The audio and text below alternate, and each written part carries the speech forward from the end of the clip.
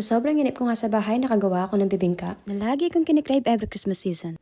Kung interesado ka at gusto mong malaman kung paano gawin ito, panoorin mo to. Promise, sobrang dali lang gawin ito. Sa isang bowl, naglagay ako ng 1 cup rice flour, 1/2 cup of sugar, a teaspoon of baking powder, 1/4 cup melted butter, 1 egg, 1/2 cup coconut milk, and minix ko lang yan, guys. Di po ako sure kung para saan yung glutinous rice flour, pero yung iba kasi naglalagay, yung iba hindi. But I will definitely add some next time I make bibingka.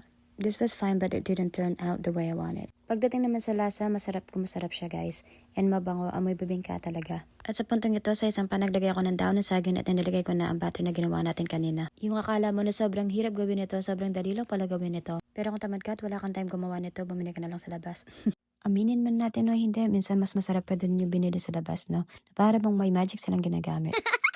At dito nga nilalagay ko na yung salted egg for toppings. For toppings, kayo na pang bahala kung anong gusto nyo ilagay dyan. Pwede din po kayo maglagay ng cheese dyan or anything you prefer. At since wala po tayong palayok, ibibake po natin siya ng 20 to 25 minutes at 400 Fahrenheit. Roll ko nga pala ng 2 to 3 minutes at 400 Fahrenheit para maluto yun sa ibabaw at para magmukha talaga siyang bibingka. At sa part na to, napahiran ko na ng butter. Mas masarap sana akong margarine, kaya lang wala akong margarine. At naglagay lang ako ng yolk for toppings. Kayo na din pang bahala kung gaano karaming lalagay niyo dyan.